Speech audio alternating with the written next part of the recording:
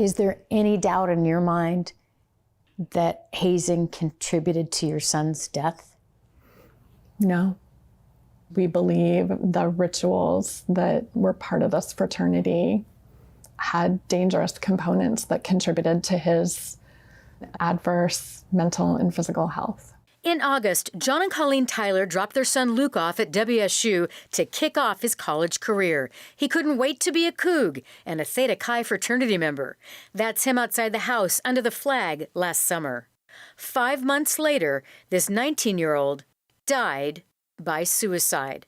The coroner found a toxic mix of alcohol and Wellbutrin, a commonly used antidepressant, in his system. Every day is a new day to just realize he's gone again.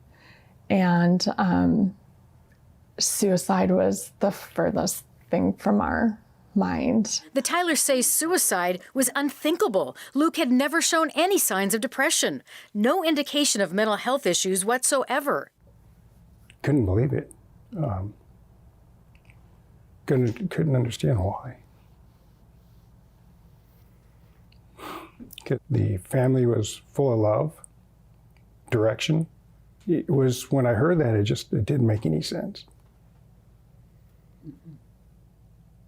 Luke's parents say they didn't send a troubled teenager off to school, but a young man full of life and hope, a dedicated family member who loved boating, teaching sailing to little kids, travel, adventure, and sports. Go, Luke! Go, Luke! That's him, number 21, playing lacrosse. Oh, yeah, Luke! Luke was also a nutrition and fitness buff. He even entered a bodybuilding competition and won it. The Tylers say this was the picture of their son, a freshman just starting out with goals, friends, and support. It's just such a dichotomy between the bright, healthy young man that we sent to WSU and in a very, very short amount of time, him having, depression or needing antidepressants and then taking his life that way. It doesn't make sense. After his death, the parents say they found out Luke had kept a troubling part of college from them. At least 6 friends came forward saying he was struggling with hazing at the fraternity. What he expressed to his friends was that it wasn't what he thought it was, and that it did push him to his breaking point. A few of those friends started this petition, urging the school to shut down Theta Chi, because they said Luke's death followed a long and cruel pledging process.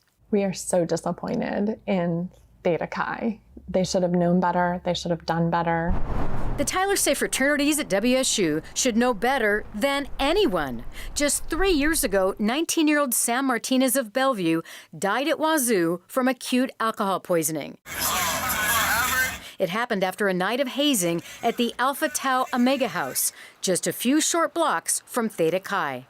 That tragedy led to new policies and training on campus and a sense of security for Luke's family. I thought you said that you felt like it would even be one of the safest places to be. I did. I really, when you think about it, it's like after Sam died, I would expect that the school, the Greek system, would be implementing stronger policies. We trusted WSU, we trusted the Greek system with our son.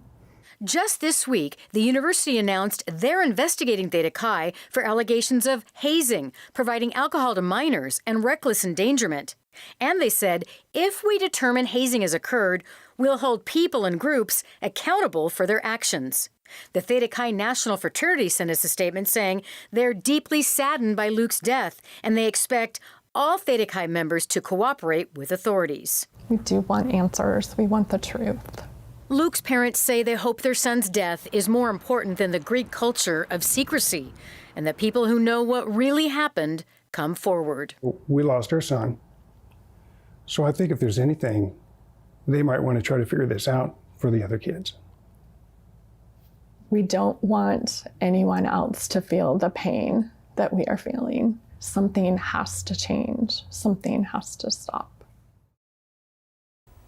And a celebration of life for Luke will be held tomorrow in Kirkland. We mentioned in the piece there that the university is investigating the fraternity. That's for possible student conduct violations. In addition, the Pullman Police Department are investigating whether any crimes were committed relating to hazing and providing alcohol to minors, because hazing has been a crime in the state of Washington really for decades. But it is important to note these are still allegations. Nothing has been proven, and that's what the school and the police are trying to get to the bottom of. Susanna, there is a new law that's making its way through the state capitol right now attempting to address hazing, right? Right. Second one, 2 years in a row, both named after Sam Martinez, who you just saw there in the story, who lost his life 3 years ago. This bill just passed the House this week. And if it does pass, it would make some of the most serious types of hazing a felony. Right now, just a misdemeanor.